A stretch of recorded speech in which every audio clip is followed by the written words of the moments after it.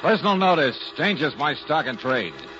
If the job's too tough for you to handle, you got a job for me, George Valentine. Write full details.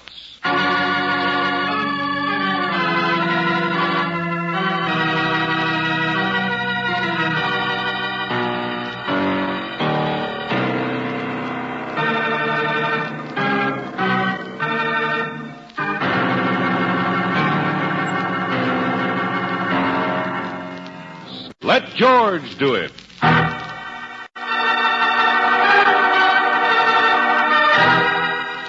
Opportunity knocks twice. Another adventure of George Valentine.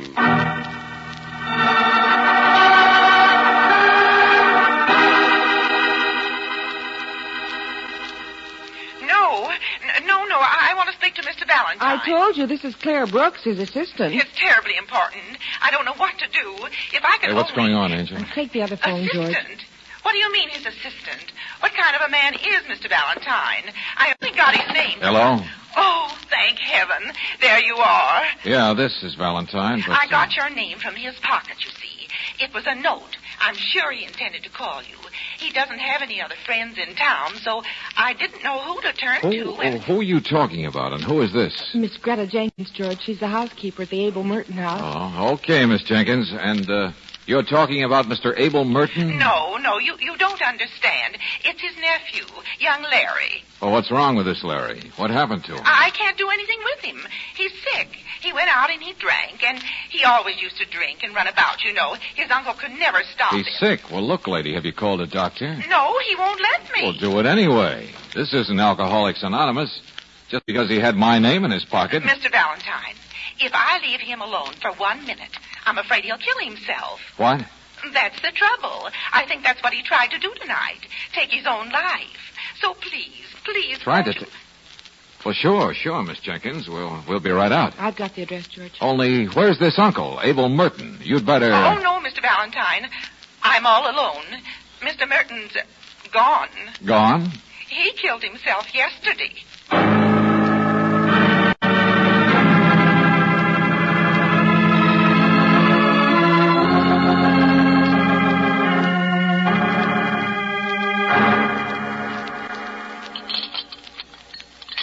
I'm all right. Leave me alone, will you? Here's another cup of coffee, George. If you Oh, cut it out. You want to keep me awake for 3 years? It's better than putting yourself to sleep, Larry. I didn't try to do that. She's crazy. I am not. You kept saying you didn't care whether you lived or not. You kept Turn saying it off, will you? Mr. Valentine, he would have killed himself just like his uncle did. And when I found your name, I thought you knowing him and all... Miss Jenkins, get it straight, will you? We've never met in our lives. What? That's right, Worry Ward. Valentine's a detective. Detective? Sure, you don't think I ever set out to make friends with one, do you? Bad Penny, that's me, Valentine. Well, why did you want him then? What was his name doing in Miss your... Jenkins, would you leave us alone with him for a few minutes? No, I won't. He's my responsibility now with his uncle gone. I'm sorry, lady. Whether you like detectives or not, you asked for it. You've got one now, so thanks. She worries all the time. I used to live here, you know, until 5 or 6 years ago. Did I give her a bad time? Uh-huh. Just what was my name doing in your pocket, kid? Thought of hiring you this afternoon, that's all. Oh? You see, my uncle and me, we're each other's only relative. He's a widower, no kids. Practically raised me. We were... malarkey. Now, go on, Larry. That's your Uncle Abel Merton, and he committed suicide yesterday. Is that right? He was murdered. That's so? Who murdered him? Well, I did, naturally. I'm no good, you know. He booted me out of his house 5 years ago, and I've always wanted to get my hands on his money. The Merton Styles Company's a pretty rich outfit, you know. Sure, me. Okay, you're under arrest. Happy? Mr. Valentine, I'm all mixed up, sure. I just got back to town a few days ago. I've changed a little in those 5 years I've been away. I used to make him so unhappy, but now it was going to be different. He was such a wonderful guy. Larry, did you act the way you did tonight because you couldn't face the idea that you're his only family and you made him unhappy and you might have been the cause? No, things were different, I told you. We were going to get along swell. But, why would he kill himself right then? I can't believe he did. Okay, I understand. Maybe I just wanted to wake people up. I tell you, some people in the world are so stupid that... What people? And who says Merton's death was a suicide instead of murder? What happened? Mr. Valentine, I've never been so frustrated and mad in my life. You want to know what made me go out and drink again, call you, blow my top, and cry in my beer? Well, I'll tell you. In 2 stupid words. Have you ever met a cop by the name of Lieutenant Johnson?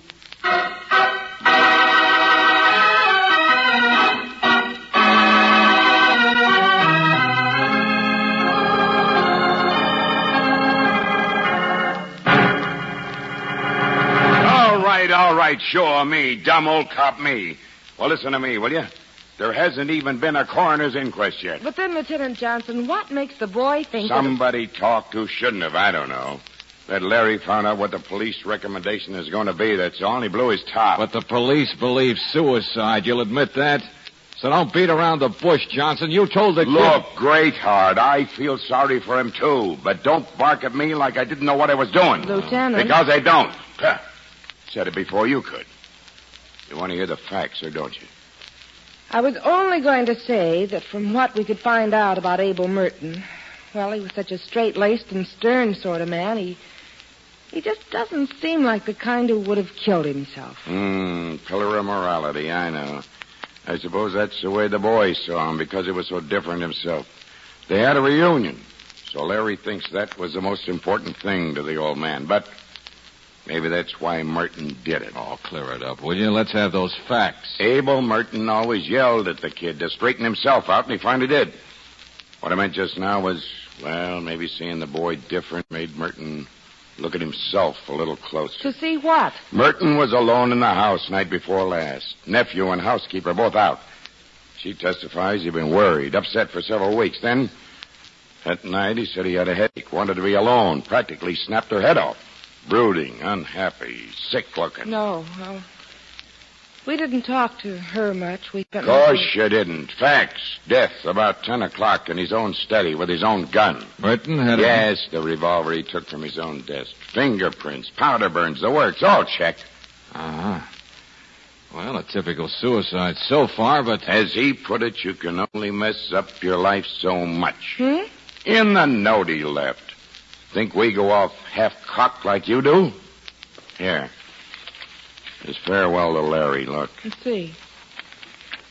When a man messes up his life, there comes a point when it is impossible to salvage it. I know you'll understand what I mean, Larry. I'm doing what I have to do. This must be the end. Goodbye and good luck, Abel Merton. Mm-hmm. The signature looks a little... No, that's the way he always signed it. Want to say he didn't really write the suicide note himself?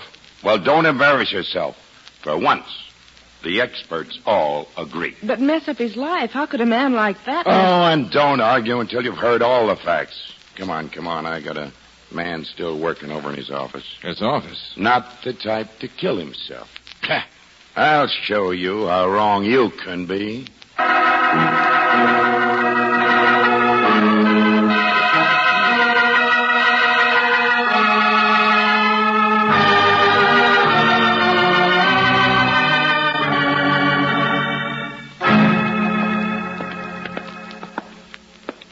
How do you do, Miss Brooks? Hello, Mr. Stiles. Stiles, huh?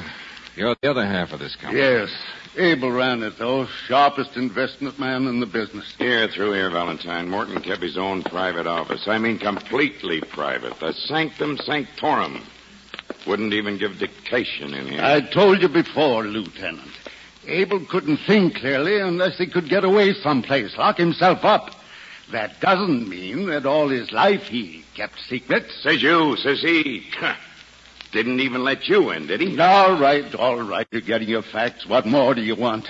I thought you were all through messing. Oh, now, take it easy, friend. Just want to check my man here. I'm sorry. No sleep. We've been up all night. How's it coming, Joe? Hello, Lieutenant. 63,175 so So far. far. There's nothing beyond the past month. I'm sure of it. I've checked myself. You want to bet it goes back for years? It does not. We've had certified audits. What are you trying to do, wreck the name of the company completely? We've got stockholders, you know. This isn't just I think he's right, Lieutenant. There isn't anything earlier or it has shown up in the books outside. But in Merton's private books... Hold it, all of you. What is Sure, Joe. We've got to explain all this to Mr. Valentine or he'll be very unhappy. Oh, well, you see, there's $63,000. Sure, embezzlement. Tell everybody. Merton had no reason to kill himself, eh, Valentine? This morning, this is the first thing we looked into. How would you go about salvaging your life if you'd embezzled $63,000?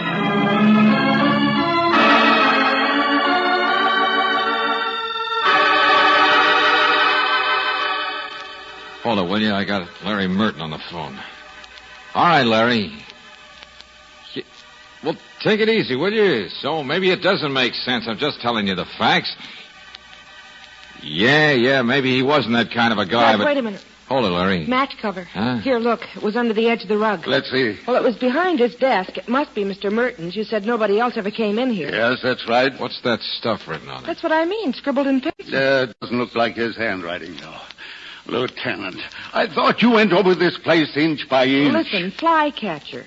M.E.J. Witch's Dream. What? Sounds like pig Latin. Oh, for the love of Mike, Lieutenant, I'm worn out. Can't we just... If a man embezzles, he has to have a reason for it, doesn't he? Will you be quiet a second, all of you? Hello, Larry. Listen, did your uncle ever bet on the horses? That's what they are, of course, flycatcher. M.E.J. All right. What's the matter with him? He says no. What did you think? He also says if I can't prove it was murder, he'll hire somebody who can. A real upset boy, that he... Mr. Stiles. Mr. Stiles. Grab him. Huh? He's all right. Just fainted, that's all.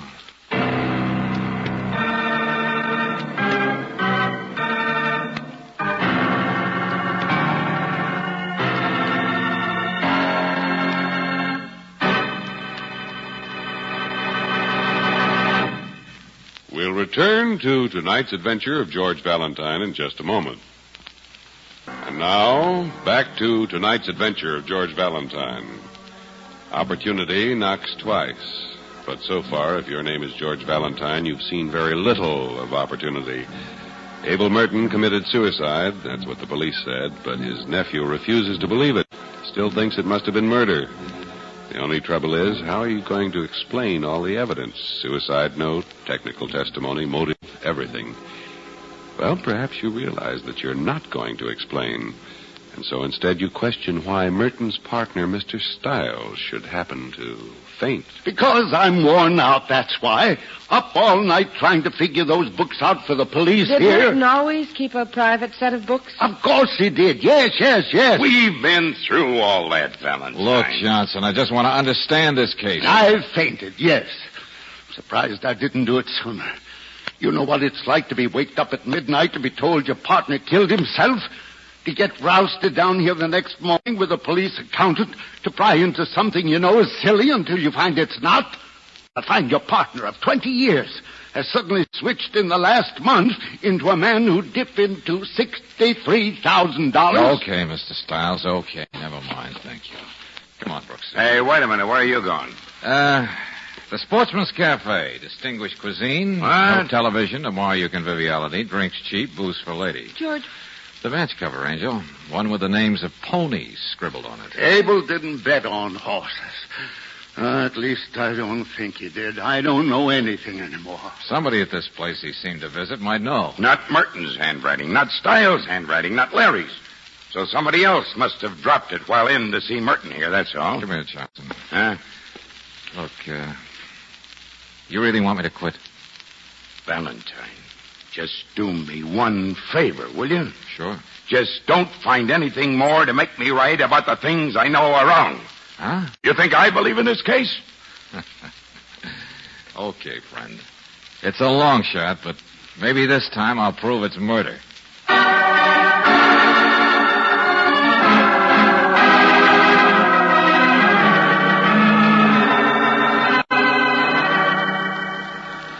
Help you? How can I help you, Mr. Valentine? By being honest, Miss Jenkins. no matter whose reputation you'd like to protect. Mr. Merton was no embezzler. I don't care what anybody says or what evidence they dig up. All right, Miss Jenkins. Just take it easy. Was Mr. Merton in the habit of visiting cocktail bars? No, indeed. He left that to his nephew. Uh-huh. Well, tell me, did Mr. Merton bet on horses? Young man, I'm not going to listen to any more libel of one of the finest men I've known. If you'll begin to talk some sense, I'll be more than willing to cooperate. If not, where are you going, Mr. Valentine? No. This is going to be my little secret. Come on, Brooksy.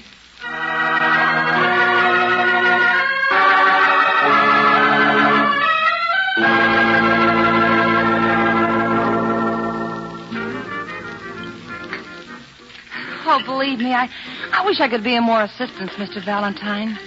You're the type I'd like to help. I can imagine. And I can imagine you imagining, dearie. But I ain't got that class of mind. Well, heaven, that is. Okay, lady, but the manager says you were around here 5 nights ago. The name is Lucy. It's always been my understanding the word lady is reserved for the ones that aren't, if you follow me. Hey, would you get that chip off your shoulder? We only want to... Besides, how'd you know this gentleman was here 5 nights ago? Because I just checked the newspaper to find out when certain horses were running. Seems it was 4 days ago, so I assume the guy who was thinking of betting on him was in here the night before. And I'm the kind of girl who'd know every man who comes in the place, huh? Well, yes. Go on, hit me. What are you asking all these questions for? Oh, now, look, Lucy, Let me see that thing, will you? Come on. The match cover? Yeah. Sure. Oh, yeah, I see. You know, people should use lighters. Look, mister, the boss is waving at me. Couldn't you come back The names of the horses are written in brown pencil. And you made the clever observation nobody uses brown pencil. Your boss made it for us. Oh. Well, not one of them horses won. Did you know that? No. Eyebrow pencil. Oh, why do you beat around the bush with me? Of course I wrote it. Sure, a blonde with an eyebrow pencil. So the boss told you already. So you're real deductive. Uh-huh. You wrote this yourself. So now will you sit down and have a drink with us? Oh, look, Mr. Valentine, once in a blue lifetime, maybe every 3 or 4 days, an opportunity knocks. A guy comes in, wants to be cordial. So I express my interest in horses. So I write down some choices, see? And if he's real nice, he puts up the bets for me. $5 on the nose, maybe, or... Well, what's the matter? So I don't remember who it was. Oh, yes, you do, sister. Come on, cut the stalling. Let go of me. I don't. Somebody who maybe later went to visit a stuffed shirt named Merton, as you George, say. your boss is coming. Why should I remember? Why should I get mixed up in all... Hey there. You stay out of it, friend. Give him a piece of your mind. This guy's Relax, crazy. will you? I've been waving at you. You blind or something, Lucy? You left your coat across the room. Coat?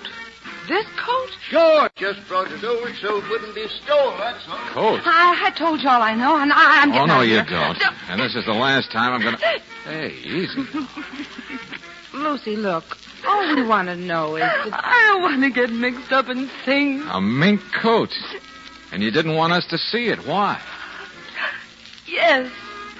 He gave it to me just the other day, but I didn't know where he got the money. Honest, I didn't. Oh, who are you talking about? Who got what money?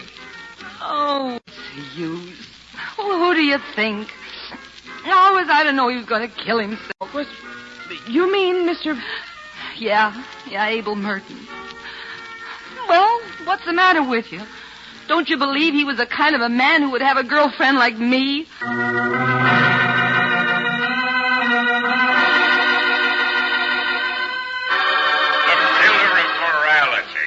Look, Johnson, look. So you try to prove a man didn't have the reason for suicide, and what do you get? More and more evidence. He embezzled. He played the horses. Now he had a date. And probably taken him for everything he had. I tell you, all you do is get him deeper and deeper. And I'll still make it murder. Now, for the last time, just do what I tell you. George,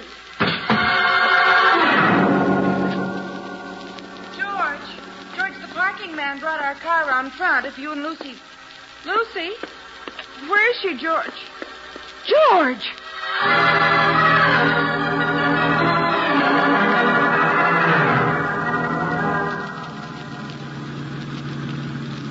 I'm all right, Brooksy, all right. Oh, sure, your head is still on your shoulders.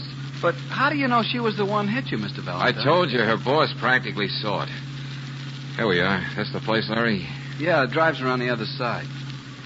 Pretty lush apartment, huh? I started talking murder to Johnson. I guess that's what did it. She took a swing with her shoe and He's got a ran. general alarm out, he said. I mean, Lieutenant Johnson. He thinks... Sure, Angel. I used to think, too. Say, look, run in and ask at the desk, will you? All right, George. Just see if Mr. Stiles left any message. Check. Right. He's not at the office. He didn't answer his phone here. He must... Step on it, will you? I don't understand why that girl, Lucy, would have told you that story of hers. I mean, almost willingly, and then suddenly she takes a shoe Look, and... kid, look. A lot of things didn't make sense. Neither did you at first. I didn't believe you.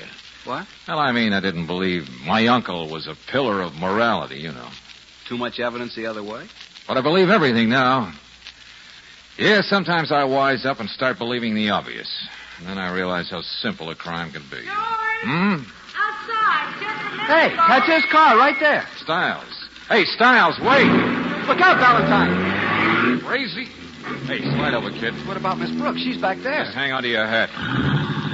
You see anybody with him? See the girl? I don't know. He went by so fast, I thought he was going to hit you. Meeting her someplace, maybe. Ditching her someplace, maybe. Let her run for herself. Who knows? He's heading up the back street. You can turn here. I know a better way. Cut him off. That's what you mean, isn't it? Yeah. He's the only guy who could have done the embezzling, isn't he? Get at those books to fix him up? I mean, besides your uncle. I guess so, but I don't understand about the girl. Abel Merton was a nice guy. You told me so.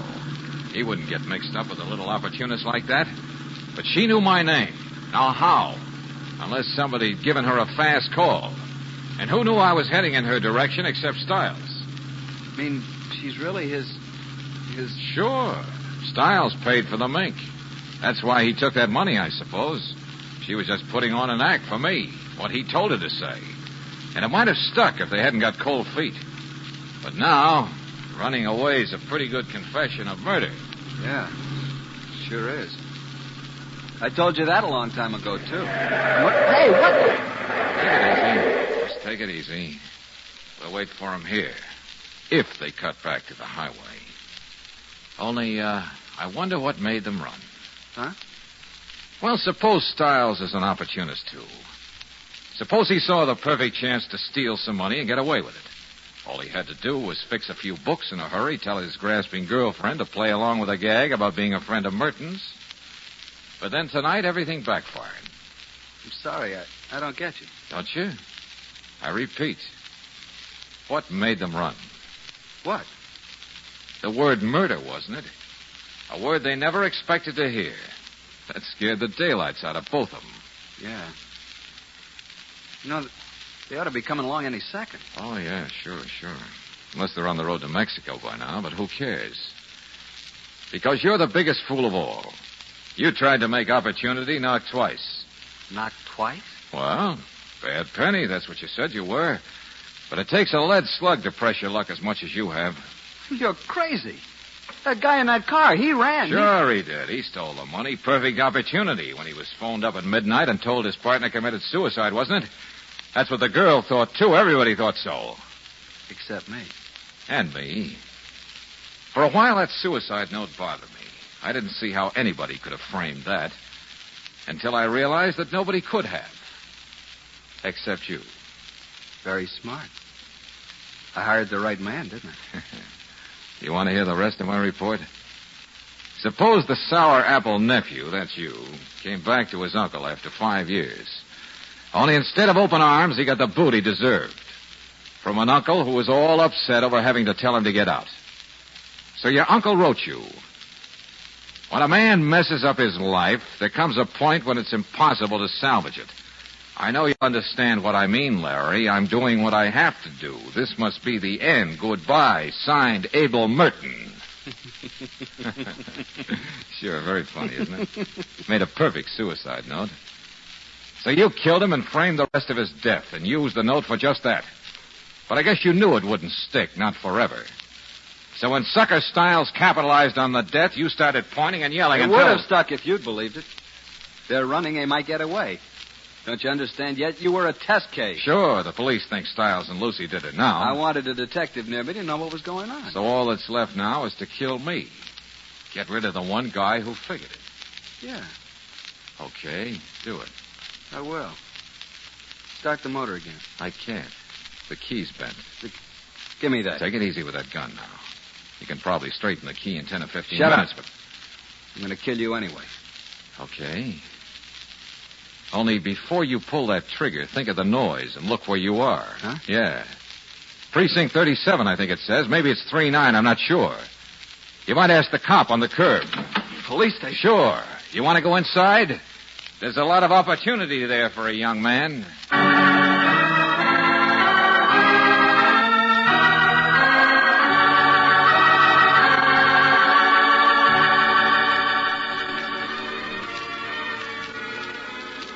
He was crazy. Why? Well, you just said it. He was a little crazy. But if he'd left well enough alone after Lieutenant Johnson said it was suicide... Well, he couldn't resist the second opportunity, that's all. He told us he wanted to get his hands in the whole Merton Stiles company. With Stiles on the run, he would have moved right in. Oh, but George... I know. Crazy. That's what murder always is. He gambled on double or nothing. They always gamble, even though there's no chance of winning. Far cry from you, isn't it? I was just thinking. You could never be a murderer then, I guess. Thanks for the compliment. That's all right. What I meant was... Well, knowing you, darling... I guess there's no opportunity that you couldn't resist.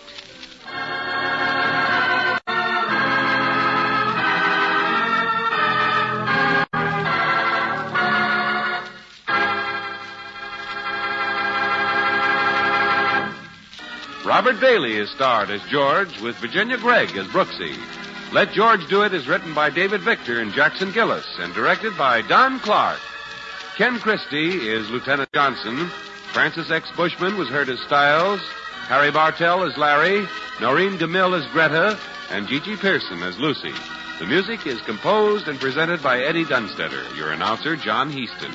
Listen again next week, same time, same station, to Let George Do It.